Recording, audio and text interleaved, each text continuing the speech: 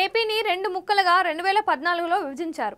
అప్పటి వరకు రెండు ప్రాంతాలకు రాజధానిగా ఉన్న హైదరాబాద్తో బంధాన్ని తెంచుకునే క్రమంలో ఎవ్వరూ ఇబ్బంది పడకుండా 10 ఏళ్ల పాటు ఉమ్మడి రాజధానిగా ఉంచాలని కేంద్రం ప్రతిపాదించింది. దీని ప్రకారం ఈ ఏడాది జూన్ 2 వరకు హైదరాబాద్ ఉమ్మడి రాజధానిగా ఉండాలని విభజన చట్టం చెబుతోంది. దీంతో ఈసారి జూన్ 2న ఎన్నికల కోడ్ అమల్లో ఉన్న నేపథ్యంలోనే హైదరాబాద్ ఉమ్మడి రాజధాని ప్రతిపాదన ముగిసిపోనుంది. కాబట్టి తర్వాత ఏం జరగబోతోంది అనే టెన్షన్ ఇప్పుడు రాజకీయ పార్టీల్ని వేధిస్తోంది. జూన్ 2న ఉమ్మడి రాజధానిగా హైదరాబాద్ ముగిసిపోయి కేవలం తెలంగాణకు మాత్రమే రాజధానిగా పరిమితం కాబోతోంది. దీంతో తెలంగాణ రాష్ట్రానికి ఏకైక రాజధానిగా కొనసాగబోతోంది హైదరాబాద్. ఇందులో ఇప్పుడు ఎవరికీ ఎలాంటి అభ్యంతరాలు లేవు.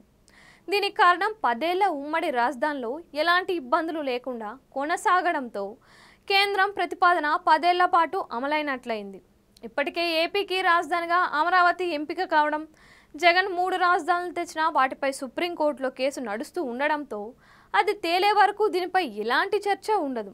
అయితే హైదరాబాద్ ఉమ్మడి రాజధానిగా ముగిసిపోవడం వల్ల ఇప్పటికే ఇరు రాష్ట్రాల మధ్య పెండింగ్లో ఉన్న ఆస్తుల పంపకాల ప్రక్రియ కూడా మూలన పడటం ఖాయం.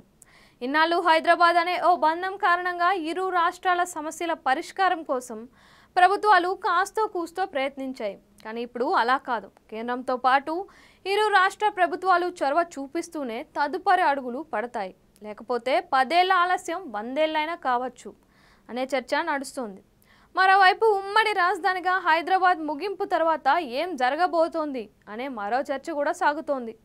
ఉమ్మడి రాజధానిగా ముగింపు తర్వాత హైదరాబాద్ను మరికొంతకాలం ఇలా కొనసాగించాలి అనే డిమాండ్లు ఏపీలో వినిపిస్తున్నాయి. అలాగే కేంద్ర పాలిత ప్రాంతంగా మార్చాలని డిమాండ్లు కూడా ఉన్నాయి. ముఖ్యంగా బీజేపీయే హైదరాబాద్పై పట్టు కోసం కేంద్ర పాలిత ప్రాంతం కావాలని కోరుకుంటోంది. ఈ ప్రతిపాదనను స్థానికత పేరుతో ఏర్పడిన బీఆర్ఎస్తో పాటు కాంగ్రెస్ కూడా వ్యతిరేకిస్తున్నాయి. దీంతో కేంద్ర నిర్ణయంపై ఉత్కంఠ పెరుగుతోంది.